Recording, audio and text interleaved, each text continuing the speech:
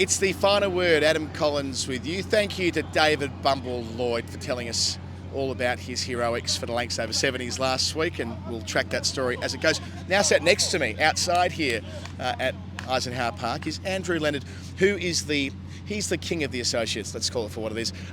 Lenny, you've had an incredible journey. Now, it's been an amazing week for associate cricket in this World Cup and for sides beating full member nations. But, I mean, your story and having gone from working with Cricket Ireland, the ICC, to becoming a 12-month-a-year commentator on ICC associate cricket, you must be just chuffed to see how well this 20-team World Cup's been going. Welcome to you. Yeah, great to see you, Adam. And I'm not chuffed for me, I'm chuffed for cricket, mate. Like, how good is this to see the game finally starting to take its first real steps towards globalisation? And isn't it beautiful? Isn't it really beautiful what we're witnessing here? And I think it's only the start of things to come. Did you anticipate this being the tournament where it started to click? Because we have seen other tournaments that have been expanded in the past where there have been World Cups with 16 teams in them, both in 20-over format and 50-over format, and it hasn't quite worked, perhaps with the notable exception of Ireland in 2007, and on that story went. But broadly speaking, associates at 50-over World Cups and 20-over World Cups, it hasn't quite clicked, but here it absolutely has. Yeah, it really has.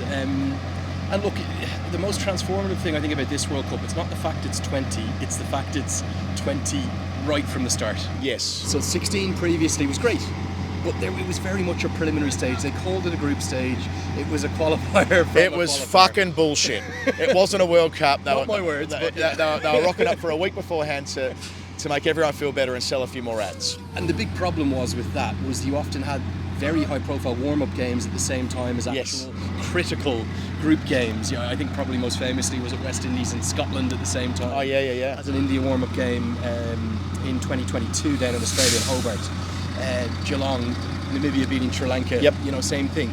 Now the World Cup wins matter. And why do they matter? Because USA, they've all but one foot in the Super 8s. And not many would have predicted that coming in. I came in, I have been tragically obsessed with this tournament since it was announced, since the ICC announced the expansion of all their men's and women's World Cups in this right cycle through 2024 through to 2031. Thank God the 50-over World Cup's returning to 14 teams in its next incarnation down in South Africa, Zimbabwe and Namibia.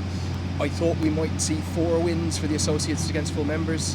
That's what I was really hoping for. I think if we see less than that now, we might be disappointed. Yeah, well, I think that's right. I mean, America's story of itself is a stunning one, the way they were able to beat Pakistan and hold their nerve in the Super Over. But it's not just the home side either. I mean, the Dutch should have beat South Africa, and we saw South Africa in what we're recording right now just after the Bangladesh game. But if they get over the line there, it's Holland who are also within touching distance of reaching the Super 8. So I know Ireland have been a disappointment. They're a full member nation these days, but there are other wider factors at play there.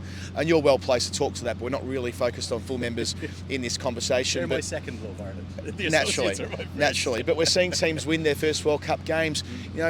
Canada holding on here against Ireland on Friday. That was a huge moment in this tournament. Jeremy Gordon, that chastening experience down at Dallas, to find a way to dig deep and win the game here for his country. A guy's been playing for his country for a dozen years. 33 runs from his over down in Texas to hold on. It's stories like that which are bringing greater texture and greater awareness and greater context to the wider world, not just the handful of nations who we normally focus on at World Cups. We're getting a glimpse of what a global game it actually is. It has been for quite a period now. It's probably been that way for 10, 15, 20 years.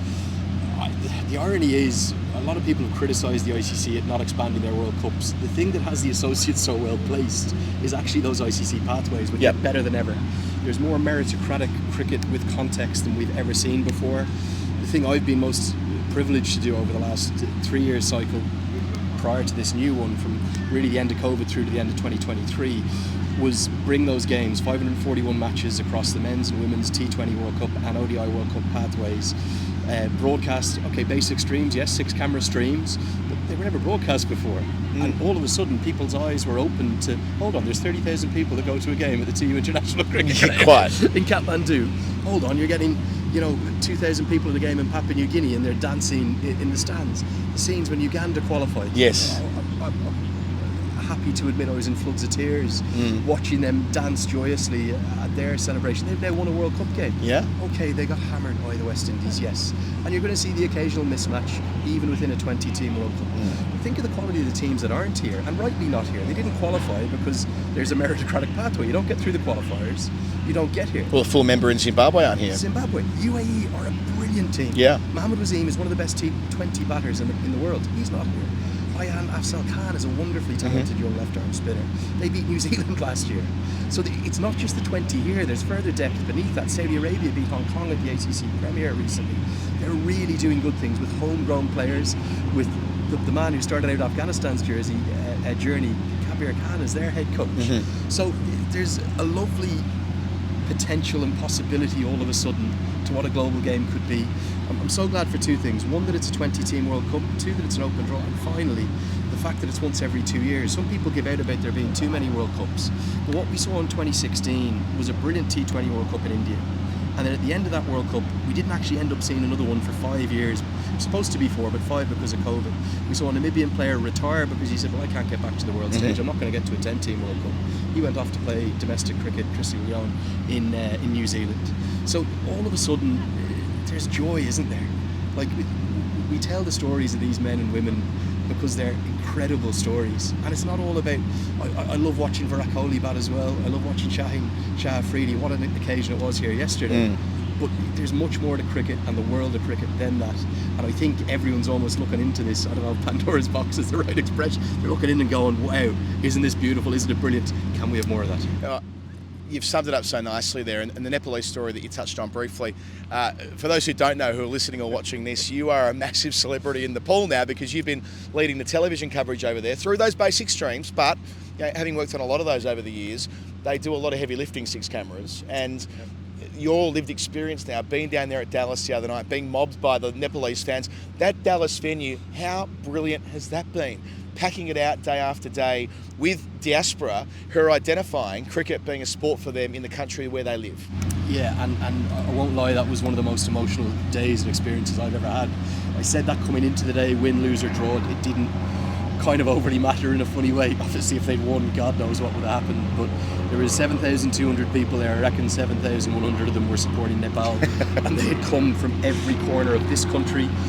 Ian Bishop kindly told the story I'd relayed to him about the gentleman selling his car from Melbourne to be there, to fly in to sleep on his friend's couch in Irvine in Texas. He said he couldn't miss their first World Cup game in 10 years. They'd driven from Idaho, from Iowa, I reckon I counted over 30 states people I met that had come from within America. There is a diaspora, a large diaspora here in the United States from Nepal, as there is in Australia as well. And I think it's going to be the same in Florida tomorrow night. Yep.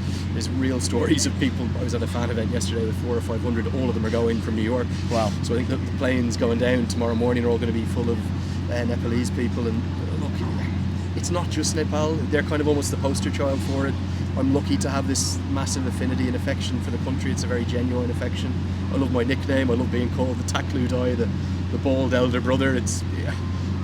Who would have thought a bald, bespectacled Irishman might end up commentating on cricket, let alone for some reason being well known as it. And I've got to tell you, Adam, my non-cricket mates, they get the biggest kick out of it. They think it's the most ludicrous thing of all time, and in many ways it is, but I really love it. Oh, look, I've seen some of the scenes with the stadium being packed out and how magnificent the whole thing is. And like Uganda, you touched on before as well, winning their first World Cup game, but even just being here. Imagine we had a conversation 20 years ago and said, well, Uganda will win a game at a World Cup. What the fuck you on about? And there's so many of those stories that have been doing the rounds, and we're so much richer as a game for it. But I can't help but kind of look up a little bit and think about the future and where we might be in 10 years' time. Yeah, 20 teams right now, but is it ultimately a tournament that could absorb, say, 32 sides or something along those lines, a T20 World Cup that could have that kind of depth? And maybe in the short term, your thoughts on who the next 3 or 4 nations in associate land might be who might make a World Cup debut in the men's tournament? I think 24 is a really realistic number very soon. Like, maybe not in 2 years, in 4 years, absolutely. Yeah. I don't know how hard and fast those numbers that the ICC have set for this right cycle are. You have to suspect Star Sports, who are the major rights holder, they might go, well, hold on, we actually want more of this. Yeah. The more the better. Let's go to 24. It probably gives us a few more games. Well, it does, doesn't it? 4 groups of 6. I think the groups of 5 have been quite clever as well, right? Really so we all thought it would be groups of 4 and they'd 3 games and fuck off home. But 4 games There's with enough 25% jeopardy as more, well, whatever it is, isn't there? there's enough jeopardy in the group. Yeah. One result can change everything in a situation like that. So expanding it to 6 groups of 4. Is that right? Or 4 groups of 6? What am I doing here? You could do both. Yeah. I've heard it both ways. Well, let's say it's 4 groups of 6. It would guarantee a minimum of 5 games per team, right? Imagine that. Yeah. And again, like one of the biggest messages I'd love to get across, and I was so pleased to hear Ian Bishop say it on the Uganda broadcast the other night. He was actually talking about Nepal's and Uganda's journey. And he said he wants to see more of them playing, but not just at World Cups. Find a way. And the biggest thing for me, Adam, it's not about an A team going there. An A team going there is good. Send, even if there's 6 or 8 players missing from the franchise league, send your senior side so it's a full T20I or an ODI, because then there's a broadcast revenue, then there's actual meaning and status to the games. And okay, you might lose a game if let's say Ireland send out their senior side to Namibia for 5 T20s, they're probably going to lose a couple of games. It might hurt them on the rankings, but it's bloody good for cricket. It's good for their development, it's good for Namibia's development. You ask me which of the teams might be the next ones coming through the chain. I think what's happening in Asia is quite remarkable. It really is. And if you double down on what they have, they've got the ICC pathways, but they've got the ACC pathways too. And that's across the board. 16s, under 16s, under 19s, A-team, emerging teams, men's, women's, and that's all the way through. They're just playing more cricket. You play more cricket, you get better. So the likes of Saudi Arabia, Malaysia have a brilliant development program, 250,000 kids getting exposed to the game. They're very good. Qatar, Bahrain, Kuwait, probably a little bit more built on some expatriates that have come in there. Malaysia very much homegrown.